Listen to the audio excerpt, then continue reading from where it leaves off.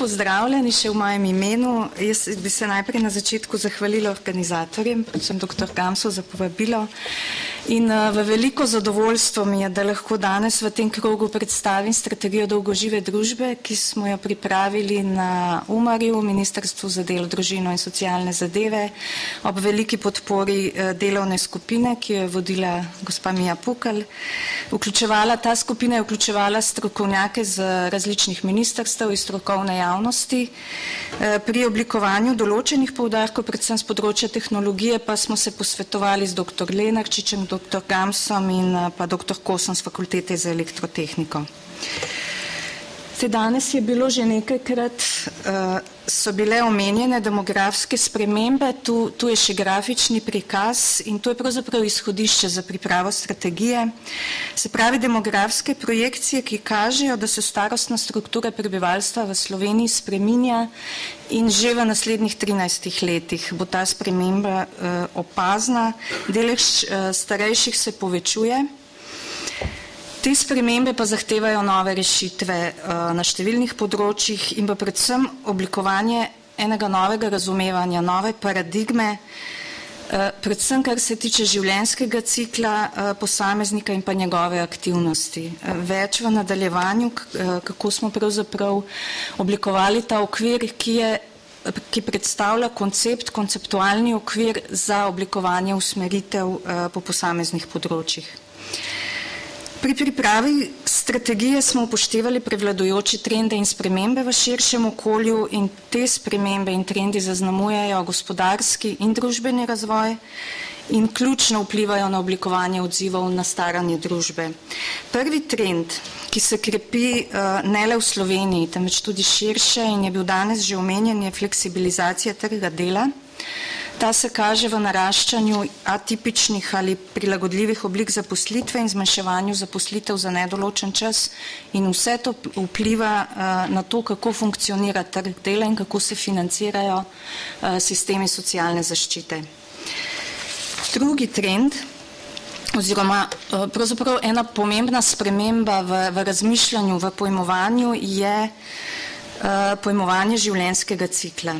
Če smo doslej ali pa še vedno pojmujemo življenjski cikel posameznika kot en linearen proces, ki se začne z izobraževanjem v mladosti, z delovno aktivnostjo, se pravi z zaposlitvijo v enem daljšem obdobju od mladosti do starosti, če lahko tako rečem, v srednjih letih, se bo to v prihodnje spremenilo in ta trend se že počasi kaže, se pravi, da se to razumevanje, pojmovanje življenjskega cikla spreminja tudi zaradi te večje vitalnosti oziroma želje posameznika, da je čim dlje aktiven. Tako da ta linearen proces se spreminja v en preplet izobraževanja, delovne aktivnosti, prostega časa ali počitka in to se bo dogajalo skozi celo življenjsko obdobje. In to ni nekaj, kar smo mi v teh naših razgovorih samo poudarili, temveč je to tudi širše zavedanje. Jaz sem bila nedavno na konferenci Združenih narodov v Lizboni, ravno na temo odzivov na staranje družbe in to je pravzaprav en trend, ki je poudarjen v vseh državah in se bo vedno bolj uveljavljal, se pravi to prepletanje različnih aktivnosti skozi celotno življenjsko obdobje. Tretje področje med temi tako imenovanimi megatrendi je pa že omenjeni tehnološki razvoj. Tu potekajo zelo hitre, zelo obsežne spremembe in vplivajo na številna področja. Vplivajo na način komunikacije, na način, kako se oblikujejo informacije, medijske aktivnosti, vpliva na nastajanje novih proizvodov, poklicev, delovnih mest, se pravi novi poklici, delovna mesta in izginjanje nekaterih poklicev in pa seveda vpliva na številne rešitve na področju socialne zaščite oziroma sistemov socialne zaščite. Če pogledamo nekatere pozitivne vplive tehnoloških dosežkov, bodo zlasti izpostavljeni, kar se tiče odzivov na demografske spremembe, zlasti na področju dolgotrajne oskrbe in pa zdravstva. In tu gre za številne rešitve, ki bodo olajšale bodi si zdravljenje, bodi si dolgotrajno oskrbo, bodi si komunikacijo starejših. Vendar se hkrati tudi zavedamo, da tehnološki razvoj ima nekatere pasti in zato so potrebni tudi ukrepi, da se temu izognemo ali pa čim bolj omilimo negativne vplive. Se pravi, pri izginjanju nekaterih poklicev to ne pomeni, da bodo nujno vsi brezposelni, to pomeni izobraževanje za nova, pridobivanje novih znanj za zaposlitev na novih delovnih mestih. Treba se pač čim bolj posvetiti temu, da se preprečijo kibernetični vdori, da se zmanjša digitalni prepad, zlasti medgeneracijski, in da se tudi okolje prilagodi spremenjenim rešitvam na področju tehnološkega razvoja. Če grem zdaj kar na predstavitev strategije, strategija uvaja nov koncept, to je koncept aktivnega staranja, ki poudarja aktivnost v vseh življenjskih obdobjih, poudarja delo, družbeno in pa politično udejstvovanje, se pravi aktivnost na vseh teh segmentih skozi celotno življenjsko obdobje, skrb za zdravje, kar zadeva tudi posameznikovo prizadevanje v celotnem življenjskem obdobju, da skrbi za svoje zdravje, in pa medgeneracijsko sožitje in sodelovanje, ki je nekako eden od najpomembnejših gradnikov te strategije. Vse to pa je prežeto s proaktivnostjo in pa ustvarjalnostjo, kar dviguje kakovost življenja.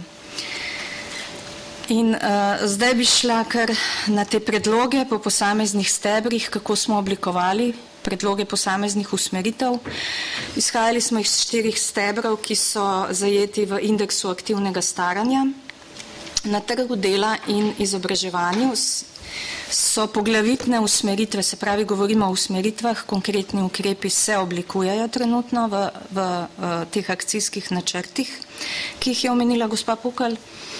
Se pravi, usmeritve so zagotavljanje zadostne delovne sile, kar vključuje tudi priseljevanje in tudi vračanje prebivalcev Slovenije, ki so odšli v tujino, prilagoditev delovnih mest in delovnega časa novim oblikam zaposlitev, tehnološkemu razvoju in pa tudi družinskim obveznostim oziroma obveznostim vezanih na skrb za starše ali starejše sorodnike. Prilagoditev oziroma razvoj možnosti za nova delovna mesta, dostop do izobraževanja in usposabljanja za vse generacije, za pridobivanje novih znanj in lažje prilagajanje novim izzivom in pa medgeneracijski prenos znanja in spodbujanje ustvarjalnosti. Tu se oblikujejo že ti Fab Labi, morda ste že zanje slišali, kjer tudi na podlagi mentorstva prihaja do prenosa znanj med mentorji in mlajšo generacijo. Hkrati pa tudi mlajša generacija zlasti na področju digitalizacije tehnoloških rešitev lahko veliko nauči starejšo generacijo. Naslednji steber je samostojno, zdravo in varno življenje vseh generacij, ki zajema spodbujanje zdravega načina življenja in pa zavedanje vsakega posameznika, da mora skrbeti za svoje zdravje, zmanjševanje neenakosti v zdravju, preprečevanje oviranosti, kar je pomembno predvsem za čim daljše samostojno življenje starejših, ki imajo bodisi kronične bolezni, bodisi se soočajo s problemom demence, z zmanjšanjo gibljivostjo oziroma so ovirani v gibanju in pa morda najbolj zahteven steber prilagoditev sistemov socialne zaščite, pokojninski, zdravstveni sistem in pa sistem dolgotrajne oskrbe, kot rečeno v predloge posameznih rešitev. Ne bom zdaj šla, tudi ni dovolj časa za to, načrti za to pa se pripravljajo.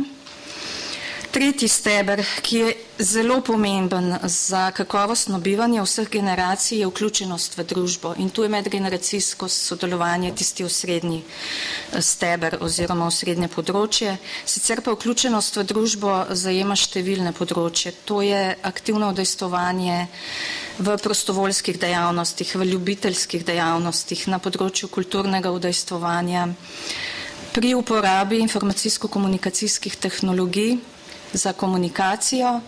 Pomembno je preprečevanje starostne diskriminacije, to je tako imenovan ageism, ki ne velja samo za starejšo generacijo, temveč je lahko prisoten tudi pri omalovaževanju ali pa nezadostnem upoštevanju mlajše generacije in pa spodbujanje politične participacije vseh generacij. In zadnji steber, zelo kompleksen in zelo pomemben steber, je pa oblikovanje okolja za aktivno staranje, ki zajema številne prilagoditve bivalnih razmer,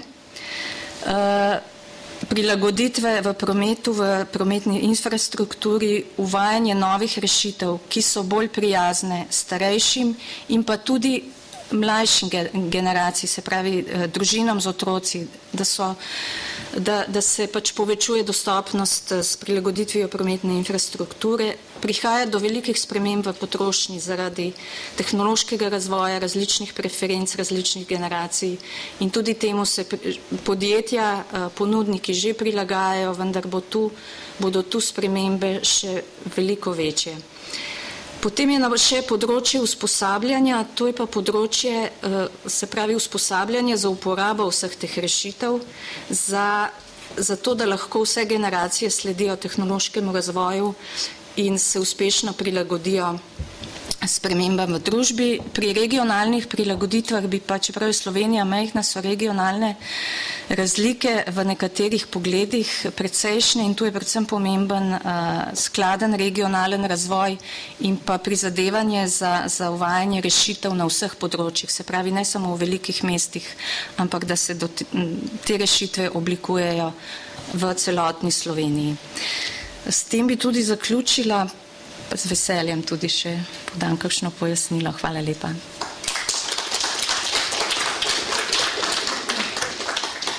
Vprašanje?